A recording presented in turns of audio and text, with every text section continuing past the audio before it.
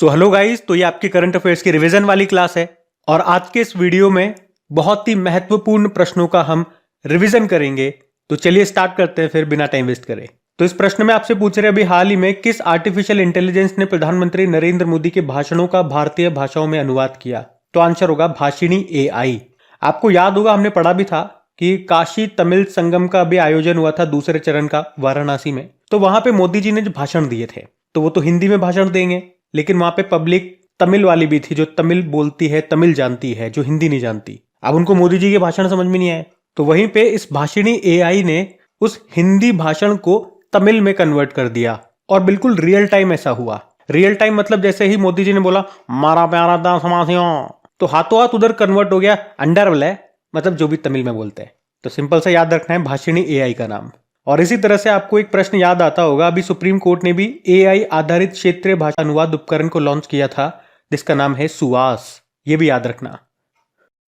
फिर अगला प्रश्न है, अभी हाल ही में इंटरनेशनल हॉकी फेडरेशन ने 2023 के लिए best player of the year award देने की घोषणा की। किसे? तो आंसर होगा हार्दिक सिंह को। भारतीय पुरुष हॉकी टीम के मिडफील्डर है हार्दिक सिंह और इनको इस साल का best player of the year का अवार्ड दिया गया। वहीं महिला हॉकी टीम की जो कप्तान है सविता पुनिया, उनको साल का बेस्ट गोलकीपर चुना गया था और सविता पुनिया लगातार तीसरी बार इनको ये खिताब मिला है। तो याद रखना हार्दिक सिंह का नाम और सविता पुनिया का नाम। अच्छा, कभी एग्जाम में पूछ लेना इंटरनेशनल हॉकी फेडरेशन का मुख्यालय कहां पर है, तो याद रखना लुज़ेन स्विट्जरलैंड में है। फिर अगला प्रश्न है, अभी जल महोत्सव 2023 का आयोजन कहां पे हुआ? मध्य प्रदेश में हुआ। मध्य प्रदेश के खंडवा जिले में एक हनुवंतिया नाम का स्थान है, वहां पे इसका आयोजन हुआ। वन लाइनर प्रश्न है, ऐसे याद रखना। फिर आपसे पूछ रहे हैं अभी हाल ही में किसे मेजर ध्यानचंद खेल रत्न पुरस्कार 2023 के लिए चुना गया? तो आंसर होगा चिराग शेट्टी और सात्विक साईराज रंकीरेड्डी को। मोस्ट इंपॉर्टेंट क्वेश्चन है ये। यहाँ पे हम बात कर रहे हैं मेजर ध्यानचंद खेल रत्न पुरस्कार 2023 की, जो कि दिया गया चिराग शेट्टी और सात्विक साईराज रंकीरेड्डी को। इन दोनों का संबंध किस खेल से है? बैडमिंटन से है। आपको याद होगा पहले इसे राजीव गांधी खेल रत्न पुरस्कार के नाम से जानते थे और सबसे पहला राजीव गांधी खेल रत्न पुरस्कार 1991-92 में दिया गया था हमारे जो पहले ग्रैंड मास्टर हैं विश्वनाथ आनंद को। इसमें पुरस्कार की राशि को भी बढ़ा दिया गया, बढ़ा के अभी 25 लाख रुपए कर दिया गया, ये भी याद रखना। इसके अलावा 26 खिलाड़ियों को अर्जुन पुरस्कार भी दिए गए। मैंने यहाँ पे लिस्ट लगा दी है, वैसे आप एक बार वीडियो को पॉज करके एक बार रीड जरूर कर लेना। अच्छा, मेजर ध्यानचंद जी जिन्हें हॉकी का जादूगर कहते हैं, इनकी जयंती को एक दिवस हम मनाते हैं, नेशनल स्पोर्ट्स डे। कब? 29 अगस्त को, ये भी ध्यान रखना। फिर अगला प्रश्न है कि संयुक्त राष्ट्र ने किस वर्ष को अंतरराष्ट्रीय कैमेलिड्स वर्ष घोषित किया? तो आंसर होगा 2024 को। तो 2024 को हम अंतरराष्ट्रीय कैमेलिड्स ईयर के रूप में मना रहे हैं, यह आप ध्यान रखें। 2023 को हमने अंतरराष्ट्रीय बाजरा वर्ष के रूप में मनाया था। यूनाइटेड नेशन बात करें इसके स्टैटिक की, स्थापना होती है 24 अक्टूबर 1945 को। 193 सदस्य देश है, हेडक्वार्टर न्यूयॉर्क में है और सेक्रेटरी जनरल है एंटोनियो गुतेरेस। फिर अगला प्रश्न है, किसे भूटान के national order of merit gold medal से सम्मानित किया गया? तो आंसर होगा डॉक्टर पूनम खेत्रपाल सिंह को। वैसे ये कौन है? ये वर्ल्ड हेल्थ ऑर्गेनाइजेशन में दक्षिण पूर्व एशिया की पहली महिला क्षेत्रीय निदेशक हैं, एक भारतीय नागरिक हैं ये। और अभी भूटान के जो राजा हैं जिग्मे खेसर नामग्याल वांगचुक, उन्होंने इन्हें national order of merit gold medal से सम्मानित किया। बाकी ऑप्शन भी आपको रिवाइज करा देता हूं। दीनानाथ राजपूत दूसरा रोहिणी नैयर पुरस्कार मिला था। Swati Nayak, Norman E Borlaug field award इनको मिला 2023 का। और Sudha Murty global Indian award पाने वाली पहली महिला बनी थी ये। फिर अगला प्रश्न है, BBC sports personality of the year 2023 किसे चुना गया? तो आंसर होगा मैरी एयरअप्स को। मैरी एयरअप्स ये कौन है? ये इंग्लैंड की गोलकीपर है जिन्हें अभी बीबीसी की sports personality of the year घोषित किया गया। और इसके अलावा best team of the year चुना गया मैनचेस्टर सिटी को। बीबीसी मतलब हो गया ब्रिटिश ब्रॉडकास्टिंग कॉर्पोरेशन। और आपको याद होगा अभी इसके एक अध्यक्ष बने थे जो कि भारतीय मूल के हैं, नाम है समीर शाह, ये भी याद रखना। फिर बताओ अंतरराष्ट्रीय मानव एकजुटता दिवस कब मनाया? इंटरनेशनल ह्यूमन सॉलिडेरिटी डे 20 दिसंबर को। और थीम है एडवोकेट फॉर चेंज, बदलाव के पक्षधर। फिर आपसे पूछ रहे हैं अभी 5वां टेनिस प्रीमियर लीग 2023 का खिताब किसने जीता? बंगलुरु मैवरिक्स ने। और इसने किसको हराया? बंगाल विजार्ड्स को हराया। तो बस सिंपल सा याद रखना है किसने जीता, किसको हराया। अगला प्रश्न देखो क्या है, आईपीएल 2024 के लिए नीलामी में सबसे महंगे खिलाड़ी कौन बने? Mitchell Starc. और किसने खरीदा और कितने में खरीदा? कोलकाता नाइट राइडर ने खरीदा 24.75 करोड़ रुपीस में। और इस तरह से आईपीएल इतिहास के सबसे महंगे खिलाड़ी ये बन गए, इसलिए ये प्रश्न मैं आपको करा रहा हूं। और दूसरे सबसे महंगे ये बने पैट कमिंस, ये ऑस्ट्रेलिया के हैं। 20.5 करोड़ रुपए में इनको सनराइजर्स हैदराबाद ने खरीदा है। अगला प्रश्न देखते हैं। फिर बताओ, अभी हाल ही में किसे लीफ एरिक्सन लूनर पुरस्कार से सम्मानित किया गया? तो आंसर होगा इसरो को। तो अभी इसरो को उसके चंद्रयान 3 मिशन के लिए प्रतिष्ठित लीफ एरिक्सन लूनर पुरस्कार से सम्मानित किया गया। आपको बताए, चंद्रमा पर सफल लैंडिंग करने वाला भारत दुनिया का तो वैसे चौथा देश बना था, अमेरिका, रूस और चीन के बाद, लेकिन चांद के दक्षिणी ध्रुव पर उतरने वाला दुनिया का पहला देश बना था हमारा भारत। और चंद्रयान 3 को हमने किस रॉकेट से लॉन्च किया था? LVM-3M4, जिसे हम बाहुबली या फैट बॉय भी कहते हैं। सतीश धवन अंतरिक्ष केंद्र से हमने इसको लॉन्च किया था। अब आप मुझे बताओ, ये वहां पे कब लैंड किया था? और जिस दिन उसने सफल लैंडिंग वहां पे की थी, उस दिन हम राष्ट्रीय अंतरिक्ष दिवस के रूप में मना रहे हैं, तो वो दिन आप बताओ। और जिस पॉइंट पे लैंड किया था उसको हमने क्या नाम दिया, ये भी बताओ। बाकी इसरो तो आप जानते ही हो, इसकी स्थापना होती है 15 अगस्त 1969 में। हेडक्वार्टर बंगलुरु में है और अध्यक्ष वर्तमान में है एस सोमनाथ। पहले अध्यक्ष तो विक्रम साराभाई थे, अभी ये एस सोमनाथ 10वें नंबर के हैं। फिर अगला भी बड़ा महत्वपूर्ण प्रश्न है कि अभी हाल में किसे हिंदी भाषा में साहित्य अकादमी पुरस्कार 2023 से सम्मानित किया गया? तो आंसर होगा संजीव को।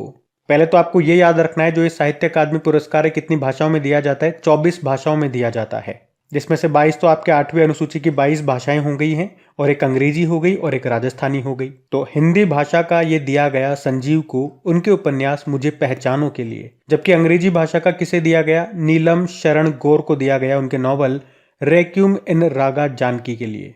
बाकी और भी भाषाएं हैं, उनकी मैं यहाँ लिस्ट लगा रहा हूं, तो कम से कम आपके क्षेत्र की जो भाषा है, जैसे आप राजस्थान से हो तो राजस्थानी हो गई, गुजरात से हो तो गुजराती हो गई, तो मतलब आपके स्टेट की अगर कोई यहाँ पे भाषा आती है तो वो आप जरूर याद रखेंगे।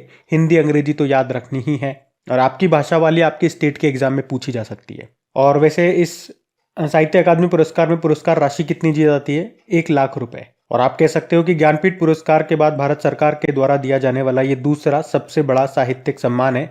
अब आप मुझे फटाफट से बता दो, ज्ञानपीठ पुरस्कार ये कितनी भाषाओं में दिया जाता है, और अभी 56वां और 57वां किसे दिया गया था?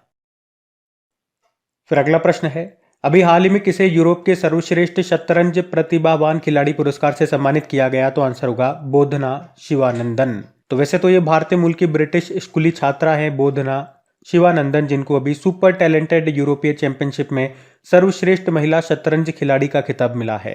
तो सिंपल सा इनका नाम याद रखो आप, और ज्यादा कुछ डीप में जानने वाली बात नहीं है। अगला प्रश्न, और ये अच्छा प्रश्न है, कि नीति आयोग की कृषि विपणन सुधार रैंकिंग में टॉप पर कौन है? तो आंसर होगा आंध्र प्रदेश है। तो पहले तो ये याद रखना, इस रैंकिंग को जारी कौन करता है? नीति आयोग। नाम है एग्रीकल्चर मार्केटिंग रिफॉर्म्स रैंकिंग। इसमें टॉप पर रहा आंध्र प्रदेश, दूसरे स्थान पे उत्तर प्रदेश है। नीति आयोग की बात करें, स्थापना होती है 1 जनवरी 2015 को। अध्यक्ष जो भारत के प्रधानमंत्री वो होते हैं, उपाध्यक्ष हैं सुमन के बेरी, और सीईओ हैं BVR सुब्रमण्यम। अच्छा, मैं वैसे आपको हर बार बोलता हूं कि पेन और कॉपी आपको लेकर के बैठना है। जब भी आप ये रिवीजन वाली क्लास स्टार्ट कर रहे हैं, आपके हाथ में एक पेन होना चाहिए और एक पेज या कॉपी होनी चाहिए।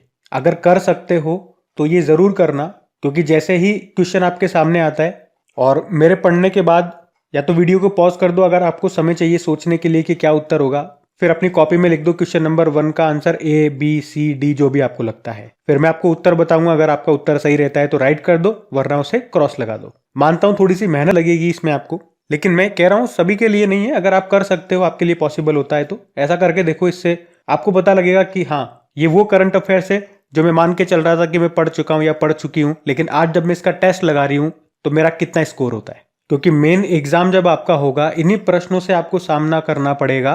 वहां पे तो और भी ज्यादा सब्जेक्ट्स होंगे, वहां पे टाइम का प्रेशर होगा, तो फिर वहां पे आप कैसा स्कोर कर पाओगे? तो आपको खुद का सेल्फ एनालिसिस करना ही होगा। वैसे आप में से कुछ स्टूडेंट्स हैं या कुछ गृहिणियां हैं जो हमारा ये रिवीजन वाला वीडियो रसोई में चला करके काम करते हैं, या कुछ और काम करते हैं, खाना खाते हैं, घूमते हैं, सुनते हैं ईयरफोन लगा के। अगर ऐसा भी करते हैं तो वो भी बढ़िया है। इस वीडियो को सुन रहे हो यही बढ़िया है। वो तो मैंने एक एक्सट्रीम कंडीशन बता दी, अगर ऐसा कर सको तो कर लेना, वरना सुन रहे हो वो भी बड़ी बात है कि आप रिवीजन कर रहे हो। वरना कुछ स्टूडेंट्स ऐसे होते हैं कि एक बार पढ़ लिया ना, बस रिवीजन की हमें जरूरत नहीं, हम तो स्वामी विवेकानंद हैं, उनको रिवीजन नहीं चाहिए। चलो हम तो अपना अगला प्रश्न देखते हैं।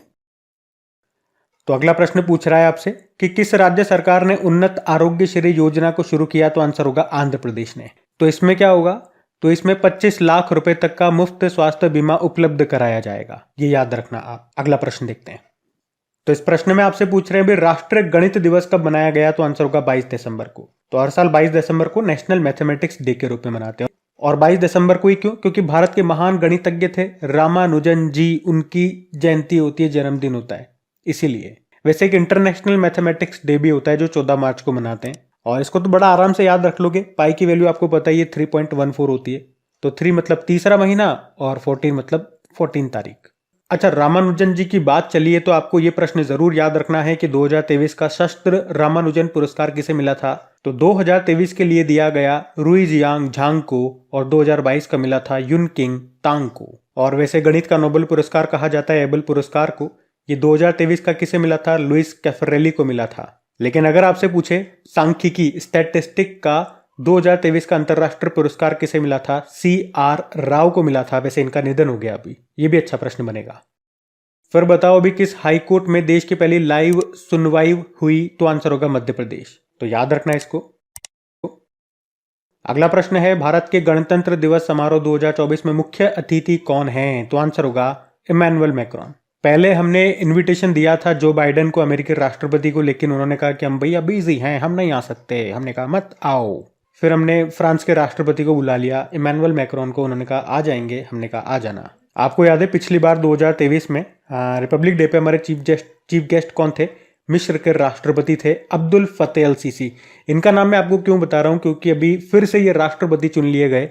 तो आप कह सकते हो मिस्र के तीसरी बार ये लगातार राष्ट्रपति बने अब्दुल फतेह अल सीसी। और एक स्टैटिक और याद रख लो कि भारत की पहली गणतंत्र दिवस परेड में चीफ गेस्ट कौन थे, यानी कि 26 जनवरी 1950 को तो इंडोनेशिया के जो तत्काल प्रेसिडेंट थे सुकर्नो, वो थे। और वैसे 2024 में हम कौन से नंबर का रिपब्लिक डे मना रहे हैं, 75th नंबर का। फिर आपसे पूछ रहे हैं चेन्नई ग्रैंड मास्टर्स 2023 टूर्नामेंट को किसने जीता, डी गुकेश ने जीता है। और इसमें इन्होंने हम वतन को ही हराया था जिनका नाम है पेंटाला हरिकृष्णा।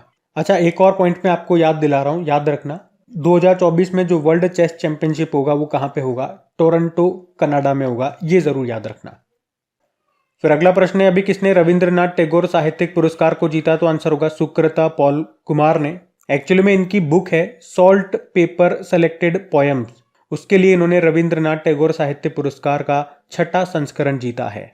अच्छा, इनके अलावा सामाजिक कल्याण में असाधारण योगदान के लिए हमारे जो नोबेल पुरस्कार विजेता हैं अभिजीत बनर्जी, उनको भी ये रविंद्रनाथ टैगोर साहित्यिक पुरस्कार दिया गया। और साहित्य की बात चल रही है तो एक और याद रखना पॉइंट कि साहित्य का नोबेल पुरस्कार 2023 का किसे मिला था, जॉन फॉसे को मिला था। ये नॉर्वे के हैं। और अगर आप में से कोई इस वीडियो को वेरी फर्स्ट टाइम देख रहे हैं तो उनको बता दूं 2023 में जो नोबेल पुरस्कार दिए गए थे उनका ट्रिकी वीडियो बना करके हमने डाल दिया।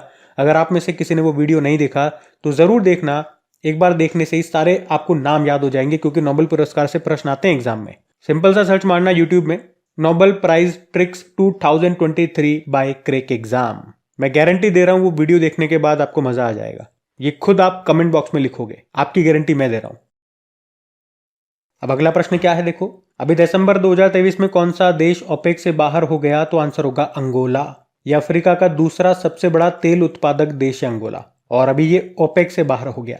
ओपेक ये क्या है, ये पेट्रोलियम निर्यातक देशों का एक अंतर सरकारी संगठन है। फुल फॉर्म जानना चाहोगे तो organization of petroleum exporting countries, जिसकी स्थापना होती है 14 सितंबर 1960 में। हेडक्वार्टर वियना ऑस्ट्रिया में है। और आपको याद दिला दूं अभी कुछ समय पहले इक्वेडोर और कतर भी ओपेक से अलग हो चुके हैं। यहाँ पे अंगोला की बात हुई है तो स्टैटिक आपसे प्रश्न पूछा जा सकता है एग्जाम में कि अंगोला बताओ कैपिटल क्या होती है, लुआंडा होती है, करेंसी है अंगोलन क्वांजा, और प्रेसिडेंट है लुआओ लोरेंको। तो गाइज ये थी आज की हमारी रिवीजन वाली क्लास। उम्मीद करूंगा आपको पसंद आई होगी। बताना कैसी लगी और आपका स्कोर क्या रहा, अगर आपने स्कोर निकाला तो कितने प्रश्न राइट गए, कितने गलत गए।